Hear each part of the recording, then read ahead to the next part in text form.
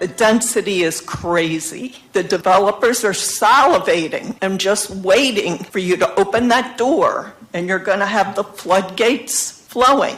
St. Johns County commissioners get an earful from residents at last week's meeting. Amy Cherry tells you why. Opposition to the proposed Bella Terra development was fierce. This decision is about the quality of life and the right to peaceful enjoyment of our homes. Yeah, I don't know if any of you have driven down US 1 south of 312. That area is insanely busy with traffic, and there's land clearing, so we know there's tons more building coming. We can't keep destroying the wetlands. We got to preserve this county. So it gets down to greed versus quality of life. It always does. But the traffic is horrendous. Once again, overstressed infrastructure. It will congest that stretch of highway, making it exponentially busier and deadlier than it is now. The project would put nearly 175 units on 26 acres of land on the west side of US 1 South, just north of Watson Road and south of Wildwood Drive. Commissioner Henry Dean would have preferred a smaller scale project. I cannot support more than 150 units for this proposal. Commissioner Christian Whitehurst also had reservations. I find it to be compatible in many different areas, but for the density, I'm a no vote as it's currently proposed. Commissioner Roy Alamo echoed their concerns. I do think multifamily is needed, but I share the same concerns as my colleagues here on the board with regards to density. But an attorney for the developer, Doug Burnett, wanted to reapply without adhering to the one-year waiting period. I think you penalize a property owner to have the one-year requirement on them. Alamo made a motion to waive that waiting period. I'll offer a motion then to waive the one-year requirement on the project. His motion went nowhere, and the project was denied by unanimous vote.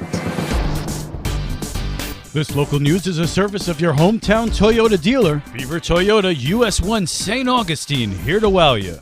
A man is dead in a hit and run in St. Johns County. It happened on US 1 north of International Gulf Parkway. Troopers say a 75-year-old man was struck there sometime between 6 p.m. Saturday and 9 a.m. Sunday. Police say the vehicle fled the scene of the fatal crash. They have no details on the make or model of the vehicle involved, but say it should have front-end damage. Anyone who may have witnessed the crash is asked to call the Florida Highway Patrol. With St. Augustine's local morning news, I'm Amy Cherry. A vintage fire engine takes the Best in Show prize at St. Augustine's St. Patrick's Day Parade. St. Johns County Fire Rescue Public Information Officer Greta Hall says they acquired the classic truck when the town of Hastings Fire Department was absorbed by the county. The city of Hastings maintained that beautiful fire engine. It stayed as our frontline service truck until approximately 2002. Our department cleaned it up and really wanted to put it in the St. Patrick's Day Parade and sandwiched it in between a couple of our St. Johns County fire apparatuses and did really well. Hall says St. Johns County Professional Firefighters and Paramedics IAFF Local 3865 had a big role in the parade win. The union is part, St. Johns County Fire Rescue, and we have our local union, which is kind of where you picked it up at. We're happy that it made it. We're happy that we were able to make some people smile. We've gotten a lot of compliments on having the truck in the parade, so it's definitely going to be in future ones. The parade had around 35 entries. For St. Augustine's Local Morning News, I'm Rich Petchke. This is a great time to avoid cutting down any trees. That's local resident Eva Askew-Hauser. She tells Liz Ryan why this is a bad time to cut down trees. Right now is nesting season. So take a break from trimming your trees just long enough to let the birds get established. Eva is a nature photographer and member of the St. Johns County Audubon Society. She also goes birding just about every day. She told me about some of her favorite new arrivals.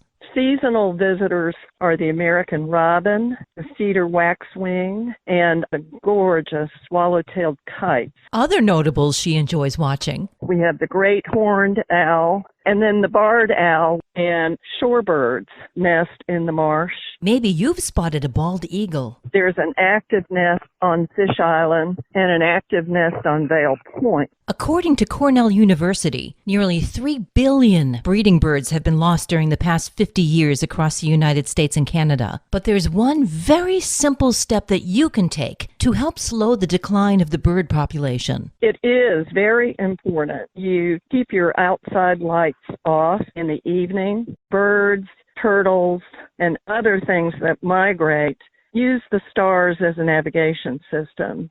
And light pollution is having a very big effect on that. Eva is giving a free presentation on birds of the South Wednesday night at the St. Augustine South Improvement Association Clubhouse. That's on Royal Road. It starts at 7 p.m., and she'll give lots of tips on birding and info on how to get involved with the Audubon Society. For St. Augustine's Local Morning News, I'm Liz Ryan.